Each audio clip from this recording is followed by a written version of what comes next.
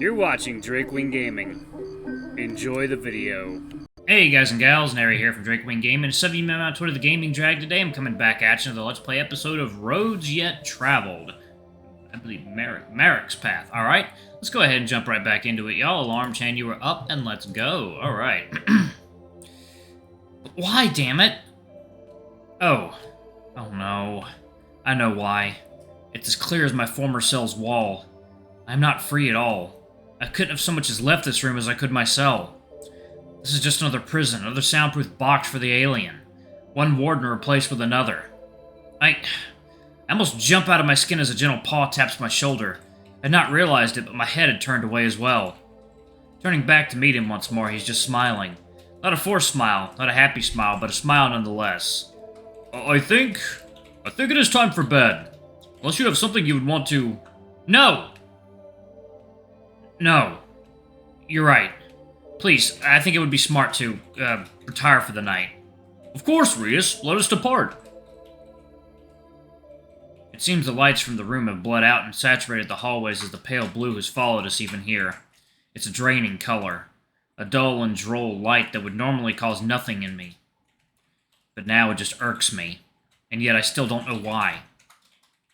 I feel I would stay stuck, just standing here, unmoving, if it were not for Doc quietly shepherding me along. The blues and grays merge into an all-consuming static as we keep walking, turning what would be a normal walk through the halls into an abyss of my own creation. And what would I know about a normal walk through the halls? I can barely even see them. And yet they see me.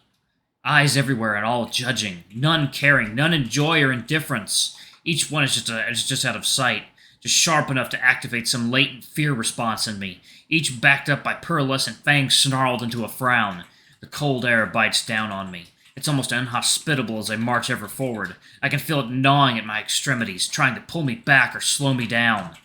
How can anyone abide by this? Even the gurgling of pipes and the whispering of vents set me off. The way they creak and groan as if to laugh at me. As though every small inconvenience of obstacle has the gall to affront me now as if it were some kind of, "We're here." Huh? Oh. We've made it back to the executive hallway. Right. Yeah. I think I need to go the fuck to sleep. An almost equally tired Merrick shows up to let me into my room. Our room. Whatever. He exchanges the least amount of pleasantries possible with Doc before closing the door. With one look, he knows not to say anything. Were it a better day, I'd thank him. I do not. I crawl into bed and wait. Another day, another time. I simply wish for it all to go black. Day 8. Okay. Awake. Eyes open. Blood flowing. You know?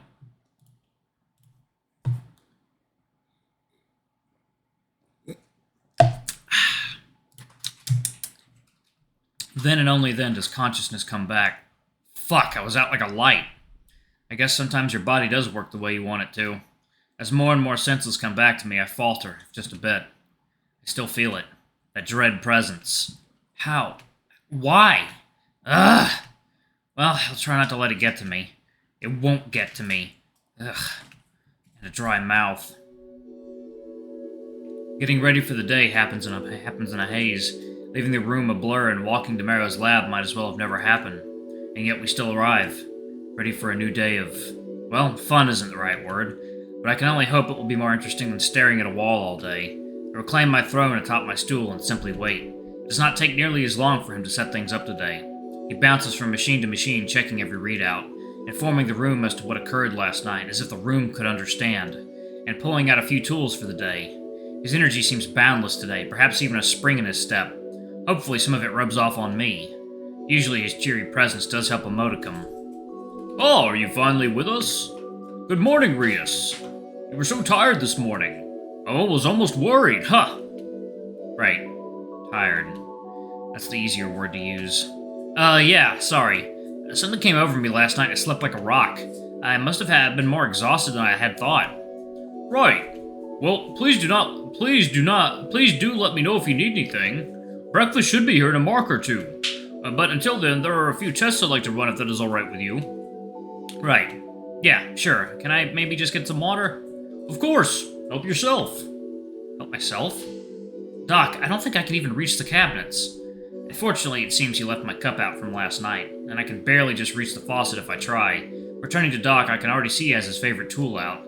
I bet he's gonna say something along the lines of, Rias, I need more blood. Or please, Rias, this is to help all of us. Ugh. You can have it, I'm just being pissy. Why, damn it? Maybe I'll think clearer after breakfast. Rias! Shit, right. Well, let's at least see if I was right. Do you mind if I could try and take another sample of your blood? I think I almost have enough to stop taking it so regularly, but it would help me in my research. I was close. Excuse me? Wait, did I say that out loud? Yeah, sure thing. I lay out my arm for him and he gives me a confused look before changing his expression to a solemn yet caring smile. He knows I don't particularly like this, and yet I'm still doing it for him. Well, for myself as well, even if I can't understand the benefits of it yet. One paw on the needle, another finds its way to my shoulder. A soft yet massive thumb brushes against my neck, its fur just tickling my still weary skin. My senses suddenly come flooding back as I can feel my face becoming flush. Quick meal. Coffee time.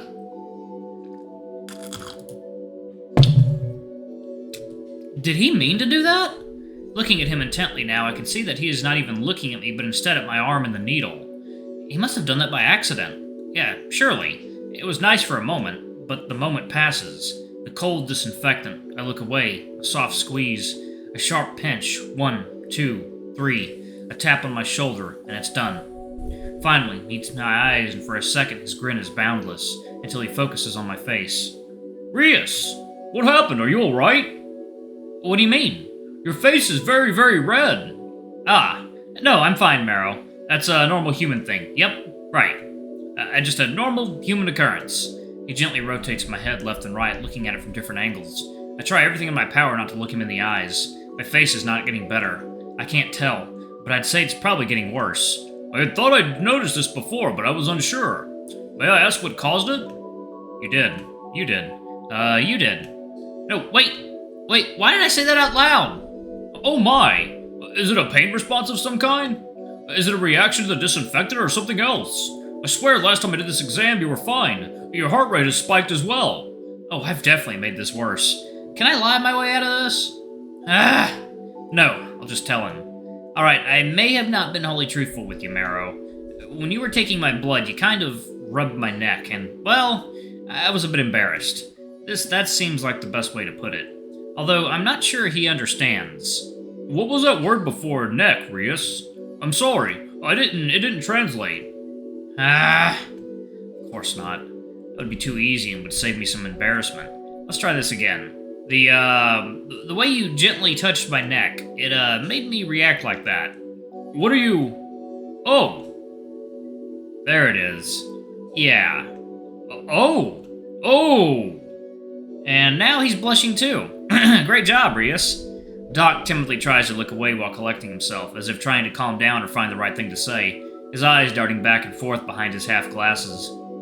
Both paws land on his desk as he turns away, his breathing just a bit too loud and a bit too heavy to be fine. And just as quickly as he lost his composure, he regains it.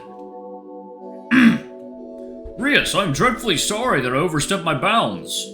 As your doctor, I take full responsibility and would like to formally apologize.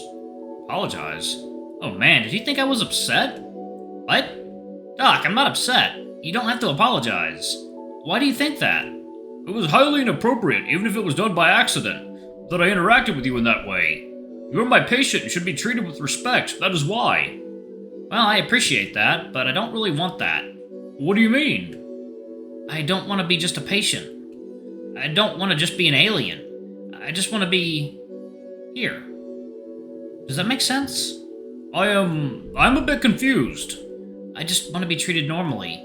I know that's hard right now, but you don't have to get all worried about touching me.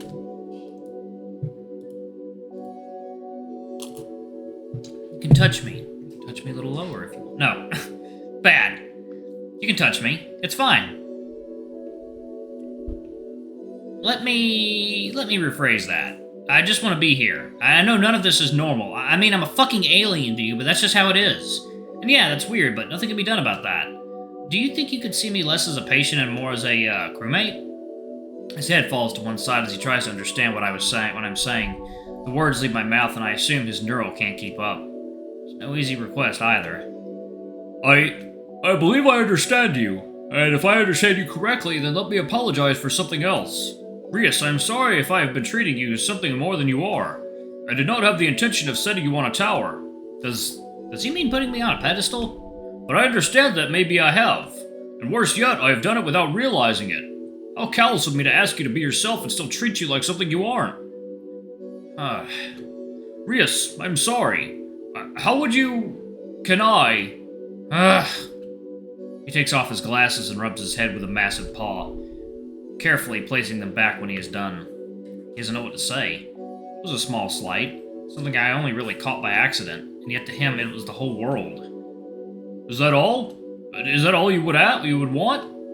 It is a start, to just be me. Of course, Rias. I wouldn't ask anything else. After a few awkward minutes that stretch on like marks, an assistant brings us some breakfast. That's right, I hadn't even had breakfast yet. I'm disappointed to see nothing new, but it's not even been a day since I last asked. I didn't really expect to see more. Doc doesn't so much as eat as he just sits on the other side of the desk and watches me. Not staring, but just intently checking in on me as he writes notes and reads some new information as it comes in. He tells me it's all good so far, whatever good means. Breakfast continues in a silent waltz as Doc bounces from terminal to terminal, setting up future tests and taking notes. It's fine, as I can zone it all out, but it does feel similar. It does feel here, per se. I don't feel here, per se. I'm just in another room I cannot leave, doing things I don't understand with people who barely understand me. It's just, Rias, are you ready? I jump up, startled. Turning in the direction of the voice, I see Doc standing by a particularly large machine in one of the corners. I amble over as he just smiles. Ready? Oh, did I not? Oh, I'm sorry, I can explain it again. Shit, I must have been way more zoned out than I thought. Yeah, please do. Of course. This is, well, it is a long, complicated name, but I won't bore you with that. Essentially, it will just scan you and give us a good look at what's going on inside you.